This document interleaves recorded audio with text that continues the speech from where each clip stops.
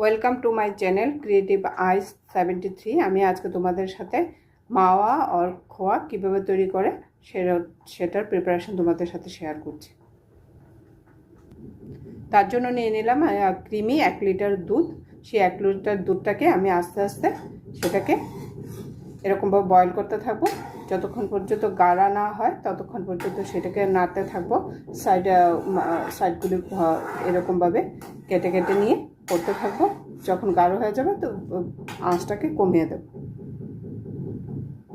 আমার রেসিপি তোমাদের পছন্দ হলে আমার চ্যানেলটাকে সাবস্ক্রাইব করবে, লাইক শেয়ার কমেন্ট করতে ভুলবে না।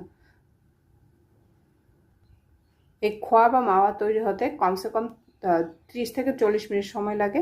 তো তোমরা দেখতে থাকো কীভাবে হচ্ছে। সেটাকে দুধটাকে ঘন করতে হবে, সাইডগুলিকে কেটে কেটে বারবার নাড়াতে হবে।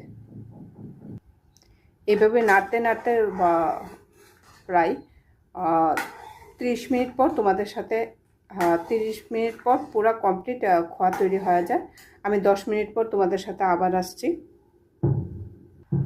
এই দেখো 10 মিনিট পর কীরকম হয়েছে। এখন নাড়ানো একদম বন্ধ করা যাবে না, যতক্ষণ সেটা একদম শুকিয়ে না যাবে ততক্ষণ পর্যন্ত নাড়তে থাকবো। 5 মিনিট পর আবার তোমাদের সাথে শেয়ার করছি। এই দেখো প্রায় হয়ে এসেছে। আর একটু নাড়িয়ে চাড়িয়ে নিয়ে নামিয়ে নেব। এই দেখো আমার খোয়া রেডি হয়ে গেছে। এখন ঠান্ডা করে কন্টেনারে ভরে নেব। যে কোনো সময় যে কোনো কাজে ব্যবহার করা যেতে পারে।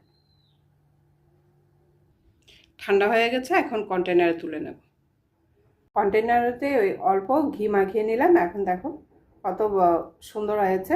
এখন আমি ফ্রিজে রেখে দেব। আমার রেসিপি তোমাদের ভালো লাগলে লাইক শেয়ার কমেন্ট করতে ভুলবে না। আমার চ্যানেলটাকে সাবস্ক্রাইব করবে। টাটা, সবাই ভালো থাকবে। এই দেখো কন্টেনারে ঢাকনা দিয়ে এখন ফ্রিজে রেখে দেব। কেমন লাগলো কমেন্ট করে জানাবে। আর বেল আইকনটা টাচ করে আমার পাশে থাকবে, যাতে নেক্সট ভিডিও পেতে তোমাদের সুবিধা হয়।